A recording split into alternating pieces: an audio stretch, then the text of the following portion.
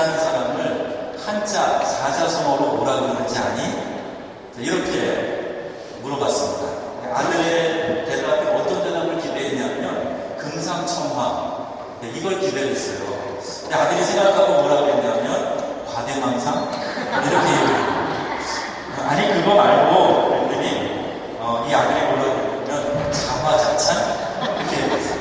야, 이 녀석아, 그거 말고 금자로 시작하는 거 얘기해봐라 그랬어요. 그랬더니 아들이 좀 생각하는 듯 하면서 금시초문. 어쩌면 이 아이가 금상첨화라는 말을 몰랐을 수도 있죠. 그런데 그 사자성어를 배우는 수준을 보면 몰랐을 것 같지는 않고 좀 생각이 달랐던 것 같습니다. 마찬가지로요, 우리가 생각하는 우리 자신과 또 남이 보는 우리가 다를 수가 있어요. 그런데 흔히 우리는 그런 생각을 합니다. 참과 거짓의 문제에서는 하나가 참이면 하나가 거짓이잖아요. 근데 우리가 하는 착각은 어떤 것이 있냐면 내가 생각하는 것은 지극히 선하다, 나는 온전하다, 이런 착각을 우리는 종종 합니다. 자신을 정확히 보지 않고 미화시키기 때문에 변화하려고 하는 노력 잘 하지 않습니다. 내가 하는 말과 행동은 다 이유가 있고 그 이유는 정당하다라고 생각해요. 기준이 나입니다. 나를 기준으로 보니까 당연히 그렇게 생각하게 되는 거죠. 왜 그럴까? 왜 우리는 많은 경우에 이렇게 나를 기준으로 생각할까? 이 세상이 우리에게 그것을 강요하기 때문에 그렇습니다. 너는 대단하다, 너는 특별하다, 어떤 부분에서는 낮을 수가 있어요. 그런데 내가 원하는 것은 뭐든지 할 수 있어. 너는 항상 옳았어.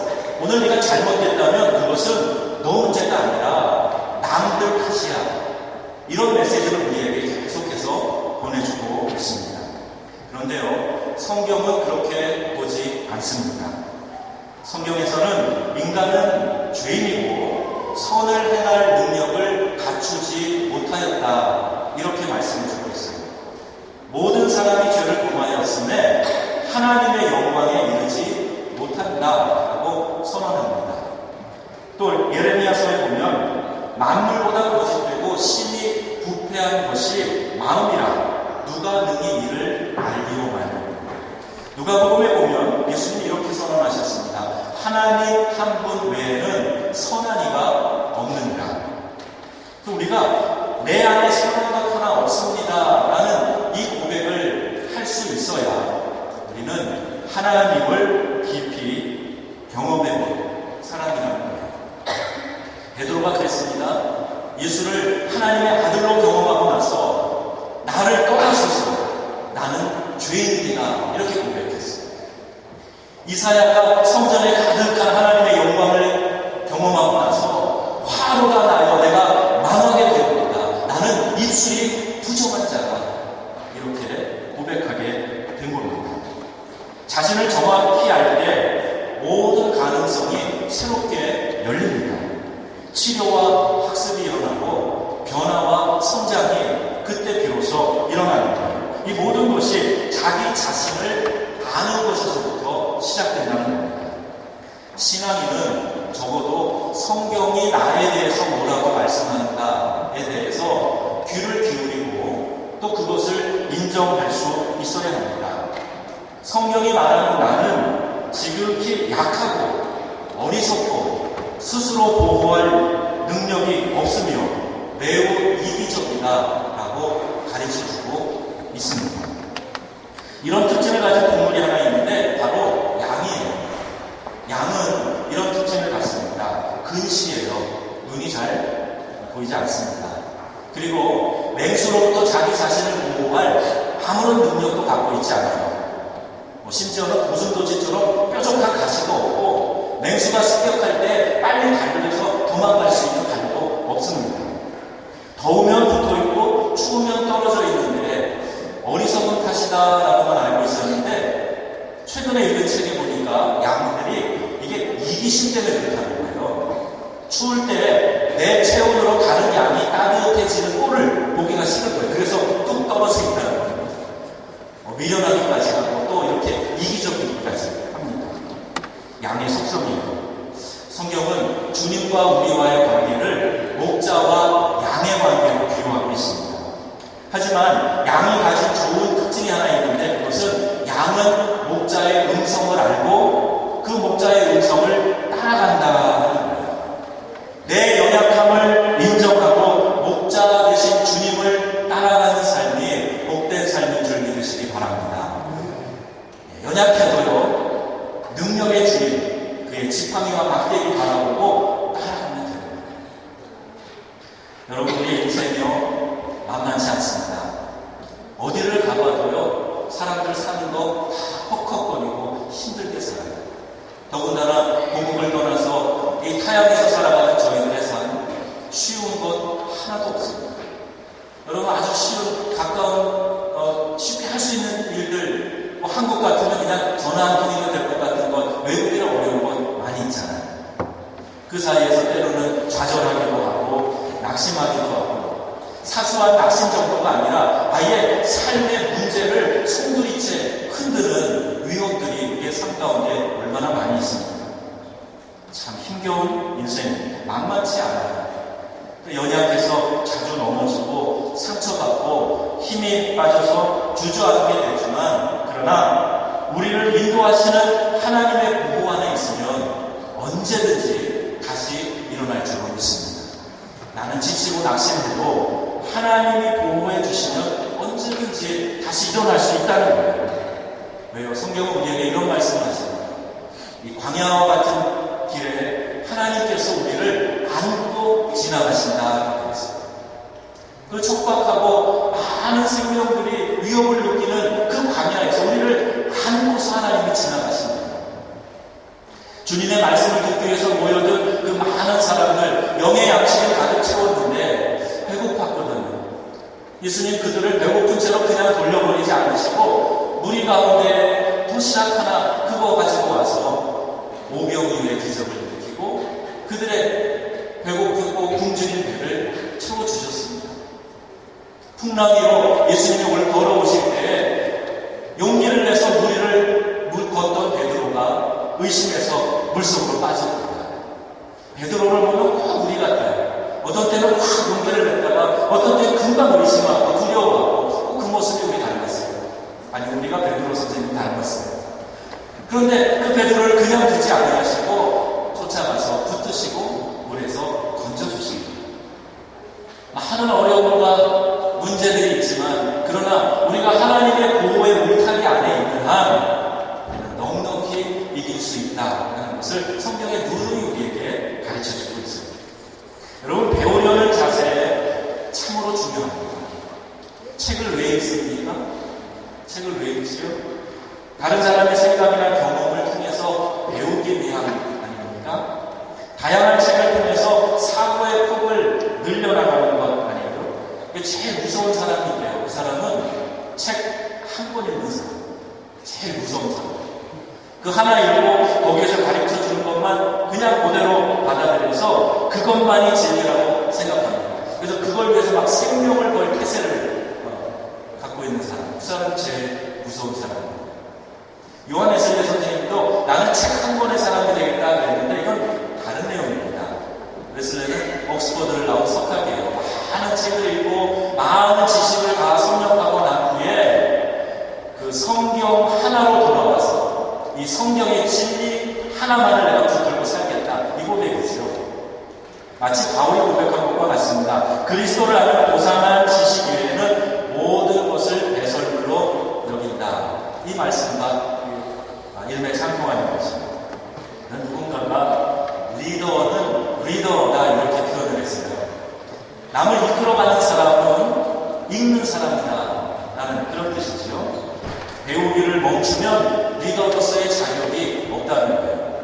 더 이상 자신이 성장하지 않기 때문에 다른 사람도 올바로 인도할 수 없다는 그런 뜻입니다.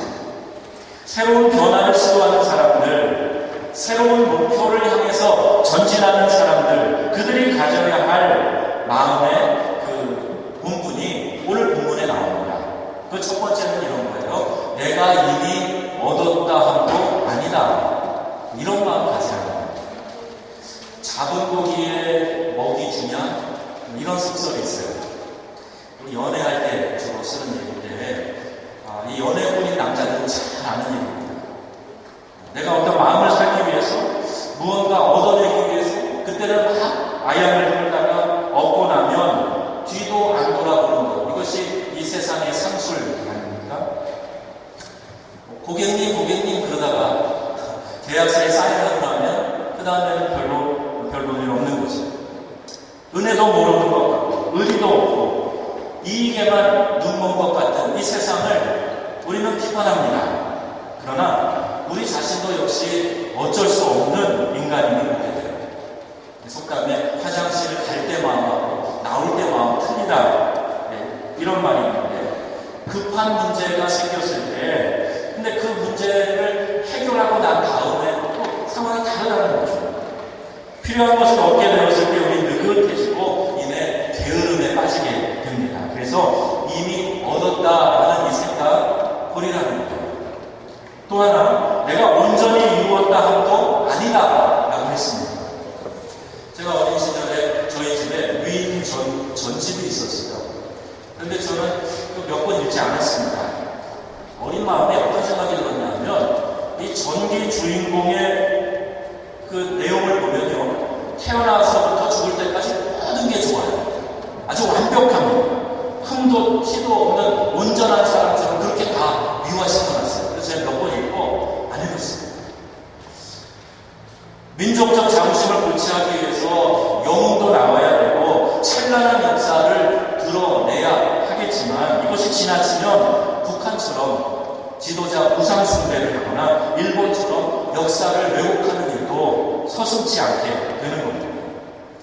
세계는 넓고 할 일은 많다라는 자서전을 써서 많은 사람들의 도전을 줬던 분이 계신데, 그 재벌이 지금 불법으로 번 돈에 대한 추징금 안 내서 다시 매스컴에 올라옵니다.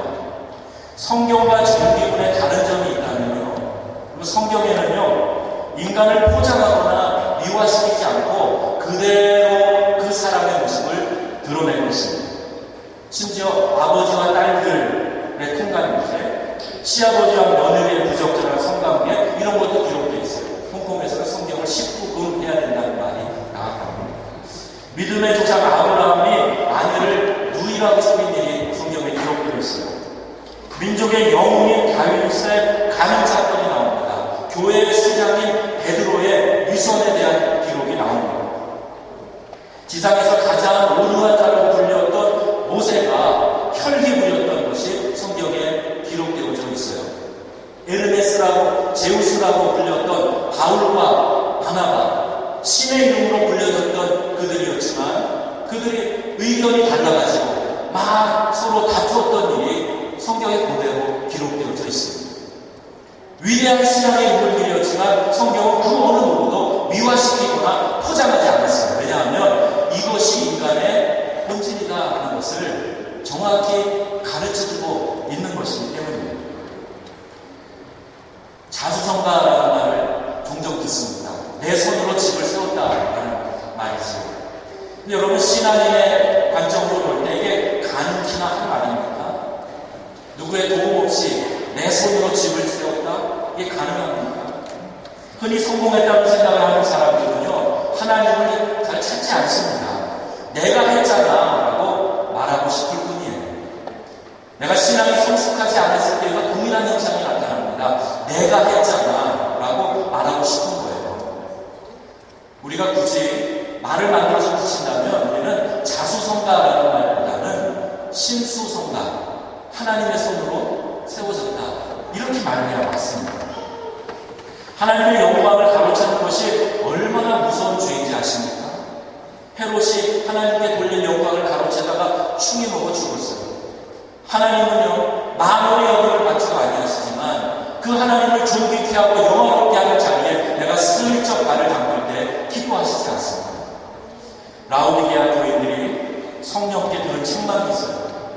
내가 내 행위를 하노니 내가 차지도 아니하고 뜨겁지도 아니하노라. 내가 말하기를 나는 부자라 부요하여 부족한 것이 없다거나 내 곤고한 것과 가련한 것과 가난한 것과 눈먼 것과 벌거벗은 것을 알지 못하는 거다. 성령이 라오디게아 교회를 향하여 책망하신 말씀입니다.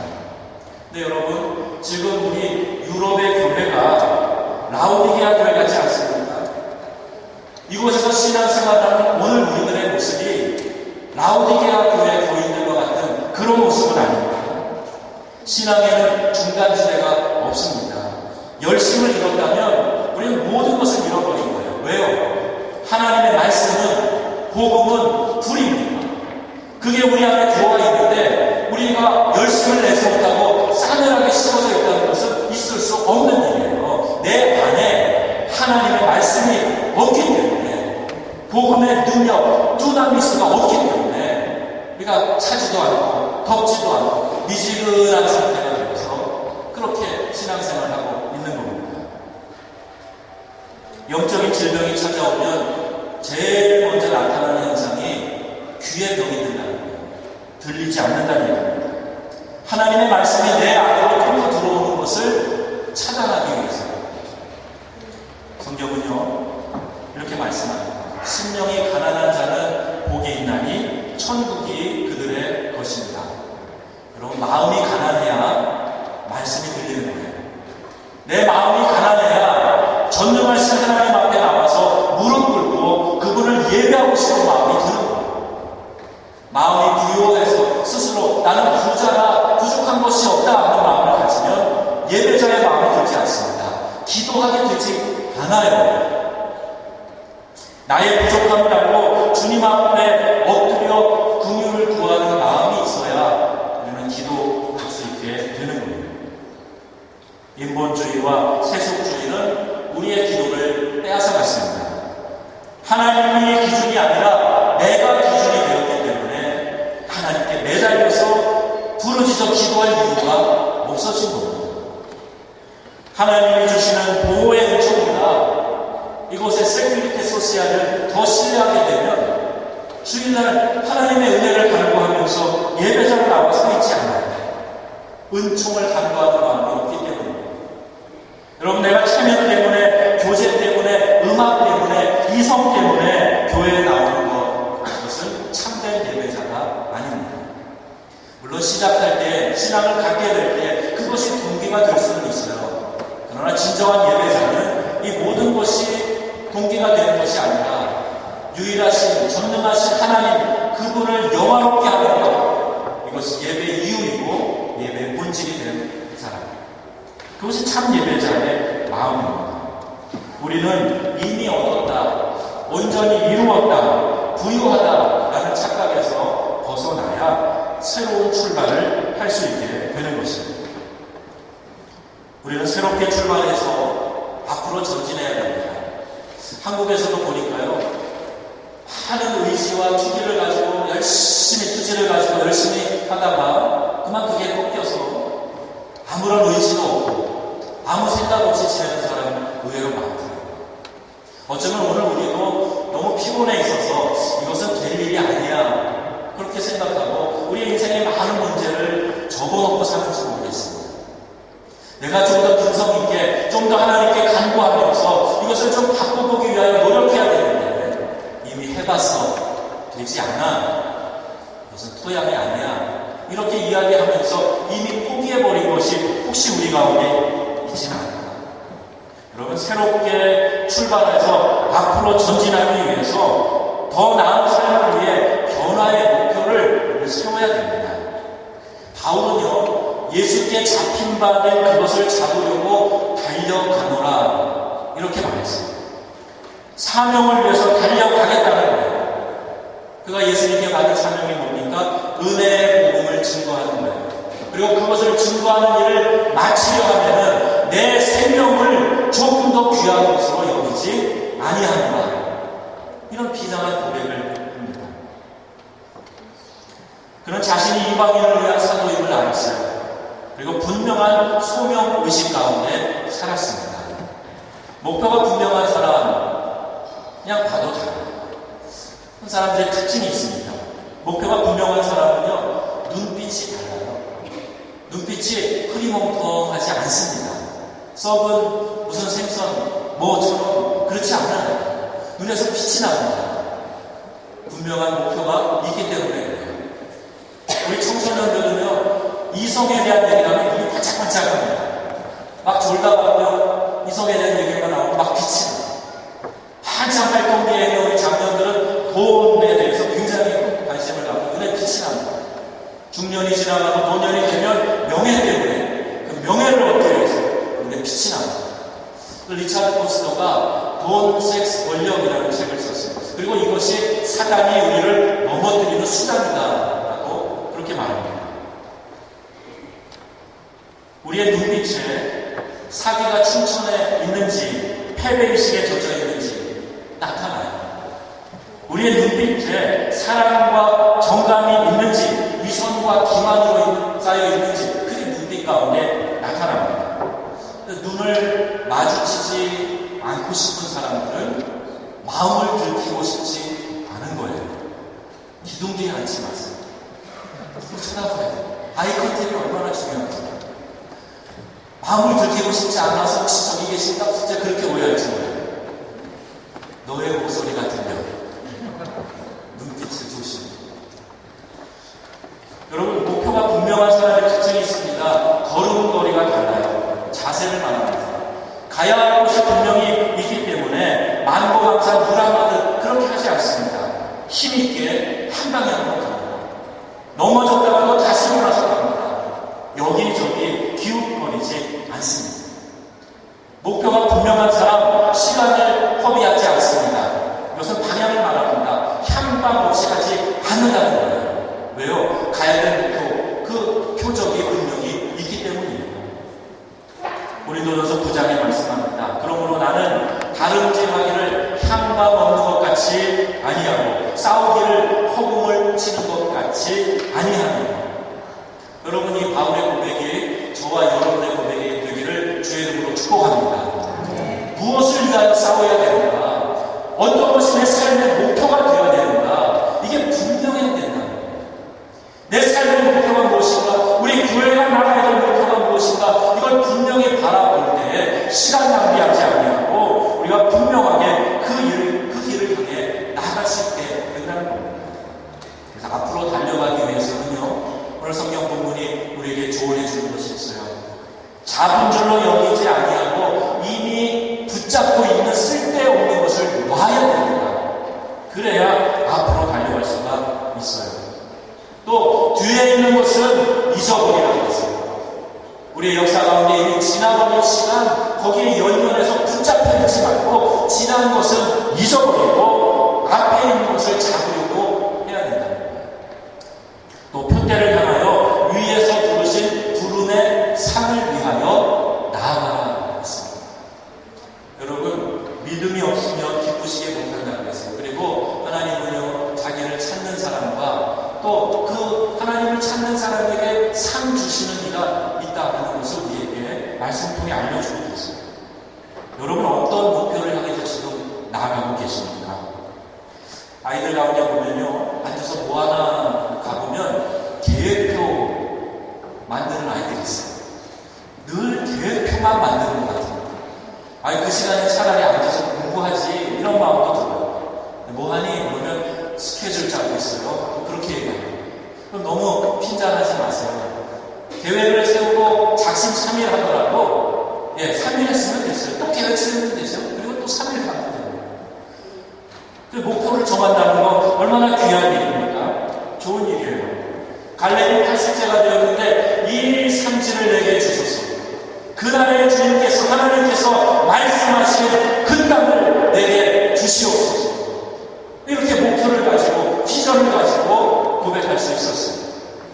바울이 나의 달려갈 길과 주 예수께 받은 사명이라고 분명하게 말하고 있습니다. 푸르고 푸른 그리스도의 계절이 오게 하자라는 슬로건 아래 한국의 많은 젊은이들이 일어나서 우리의 조국을 부흥의 열기로 뒤덮었던 때가 있었습니다. 분명한 목표가 있었기 때문에 이 땅에 하나님의 나라가 이루어지게 하옵소서. 그럼 우리 신앙인들이 갖는 이런 목표가 있어야 됩니다. 저희 가족이 한국을 방문해서 제일 먼저 찾아간 곳이 있는데 증도에 있는 문중경 전무사님 순교 기념관이에요. 6.25 직후에 은혜를 받고 그 신안 앞바다에 있는 섬들을, 작은 섬들을 바람으로 가는 조그만 배를 타고 다니면서요, 한 100여 개의 교회를 개척하신 분입니다. 그가 6.25 때에 그 인민군이 그 땅에 있을 때 교인들 돌본다고 많은 사람의 만류를 뿌리치고 목포에서 다시 섬으로 들어가서 거기서 죽창에 맞아 갯벌에서 순교하십니다. 그분이 길러낸 많은 사람들이 있어요. 우리 한국 CCC 대표였던 김준곤 목사님, 또 정태기 목사님, 이만식 목사님, 아주 교단의 훌륭한 목사님들을 또 그분이 다 주일학교 아이들 이렇게 길러내가지고 한국교회를 이끄는 지도자로 만들었습니다. 분명한 비전이 있었기 때문에 내가 하나님의 사람으로 이 땅에 살아가는 이유가 무엇인가에 대한 확신이 있었고 그 비전 가운데 살았기 때문에 그는 죽음도 두려워하지 않았고 교회를 돌보고 그 양떼들을 이끌 수 있었고 그 복음전도 사역을 감당할 수 있었습니다. 여러분, 모든 일에 목표가 있어야 돼요. 우리 학생들은 학업 성장에 대한 목표가 있어야 됩니다. 시험을 앞두고 있는 이들은 그 분명한 목표가 있어야 되고 그 목표를 향한 최선의 노력이 있어야 돼요. 자꾸 이상한 간증 듣고 시험지 보여주세요, 시험지 보여주세요, 그러기도 하지 마세요. 그 시험지 보여달라고 하지 말고 열심히 주여, 하나님이 주신 이 기회에 내가 최선을 다해서 하나님이 기뻐 쓰실 수 있는 영향력 있는 사람이 되겠습니다. 이런 각오를 가지고 공부해야 됩니다. 여기까지 누워가서 어영부영 하면서 시간 보내는 게 아니라 학습에 대한 분명한 목표가 있어야 되지 않겠습니까? 직장을 찾는 분들, 직장 생활하는 분들, 분명한 목표가 있어야 되지 않겠습니까? 우리는 사람에게 보이기 위해서 하지 말라 그랬어요. 하나님의 말씀 분명히 우리에게 하늘 상전에게 보이듯이 하나님 앞에서 하듯이 일어나라고 말하고 있습니다. 그렇게 해야 될 분명한 목적과 이유가 무엇일까요? 우리 말씀 가운데서 묵상하면서 찾아가야 되지 않겠습니까? 여러분, 돈이 먼저입니까? 비전이 먼저입니까? 하나님이 우리에게 주신 비전이 있으면 그 일을 감당하기 위한 필요한 것들과 하나님이 주시는 거예요. 문제는 비전이 없는 데 있어요. 꿈을 잃어버린 사람, 비전이 없는 백성은 방자에 해당된다고 했어요.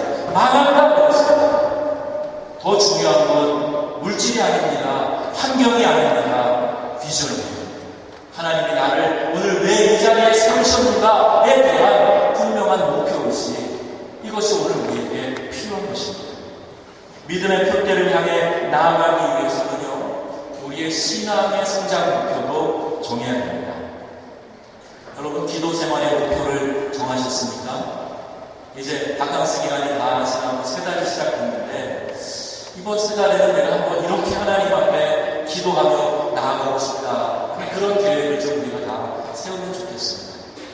기도 1,000번째, 저 아직 끝나지 않았는데 하나님, 내가 첫날을 솔로몬이 하나님께 제사한 것처럼 주님 앞에 나아가 기도하겠습니다. 이 마음을 갖고 시간을 정해서 기도하는 것. 아니, 다니엘처럼 하루에 3번씩 내가 하나님 앞에 무릎 꿇겠습니다. 시간을 좀 나누어서 짧은 시간이라도 만들어서 3번씩 하나님께 무릎 꿇고 기도할게요. 이런 각오, 새벽 기도에 대한 작정하는 마음, 이런 것들 우리가 좀 정했으면 좋겠어요. 그래야 우리의 신앙이 좀 성장할 수 있습니다. 말씀 묵상에 대한 목표 여러분 정하고 계십니까? 말씀은 우리의 영혼의 양식이라 했습니다. 양식을 채우지 않으면 허기진 것이 당연한 거예요. 말씀 묵상에 대한 목표, 성경 읽기나 공부에 대한 목표 우리가 정해야 돼요. 성경의 범위를 정해서 읽고 또 성경을 또 깊이 연구하고 또 그때 우리가 함께 말씀의 깊이를 경험해보는 우리 한번 계획해 왔으면 좋겠습니다. 여러분, 은혜의 삶을 유지하기 위해서는요, 경건의 훈련이 절대 필요합니다. 저절로 되는 게 아니에요. 육체의 연습은 약간의 유익이 있으나 경건은 범사에 유익합니다. 성경은 이렇게 가르쳐주고 있습니다. 경건의 훈련을 쌓아가는 것이 우리의 삶의 모든 면에 유익이 된다는 거예요. 우리가 나아가는 신앙의 목표,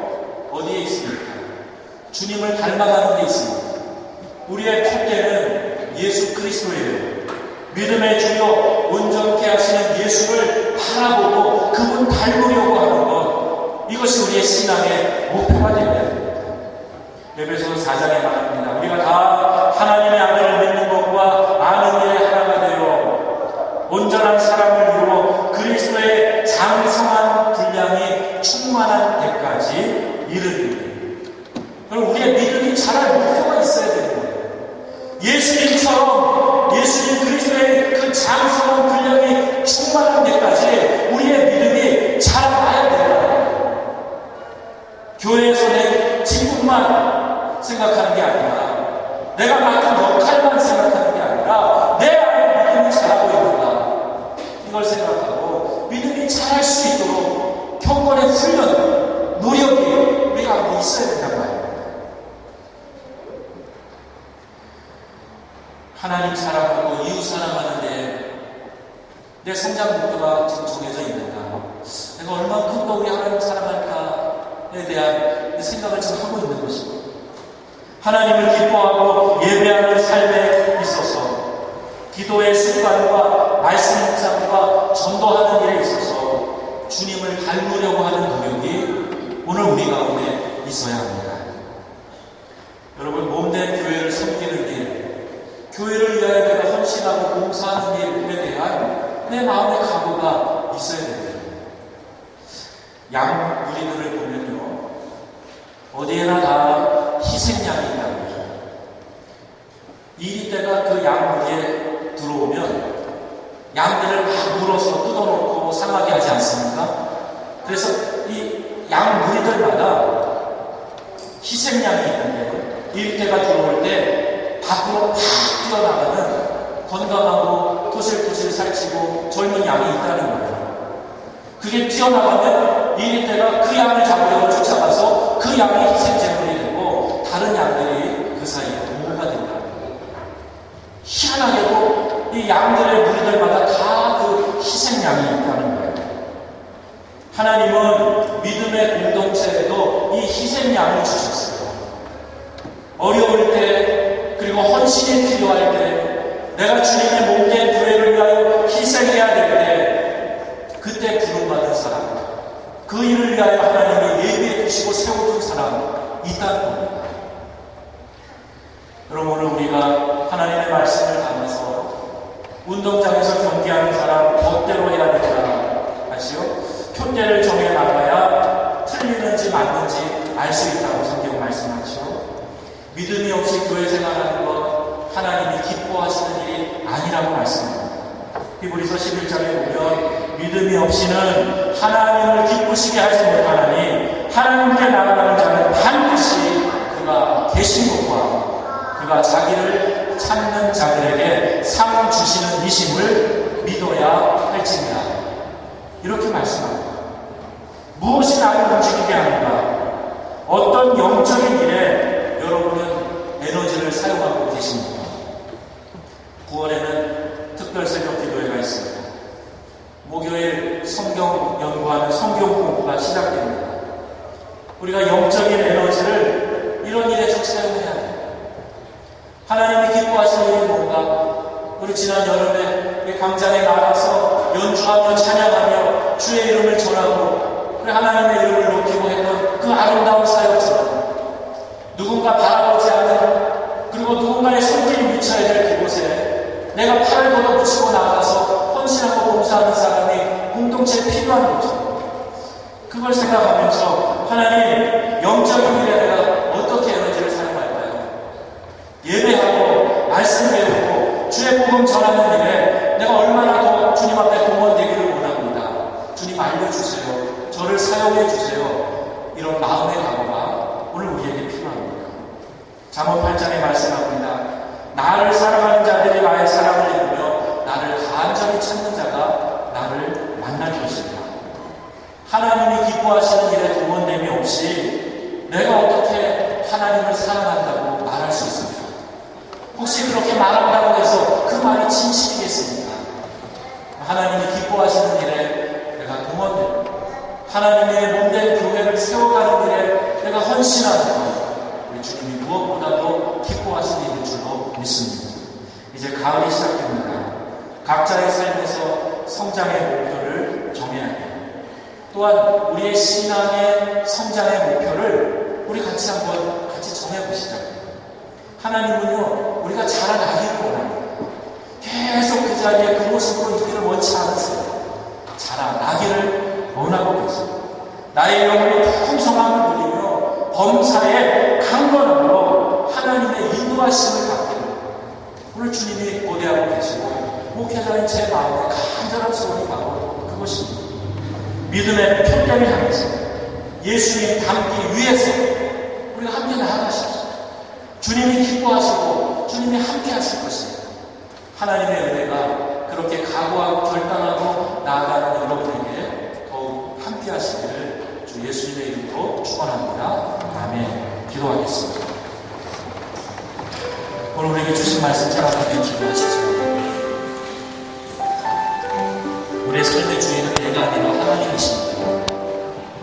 나의 기쁨을 위해서 신앙하는 것이 아니라 하나님의 영광을 위해서입니다. 나의 나된 것은 하나님의 은혜입니다. 오늘 나를 이 자리에 있게 하신 하나님, 이제까지 인도하신 예배의 세례를 하나님, 주님 앞에 더 헌신하기 원합니다. 주의 말씀 더 많이 들려주세요. 주의 말씀 따라 살아가겠습니다. 같이 결단하면서 기도하시겠습니다. 하나님 감사합니다.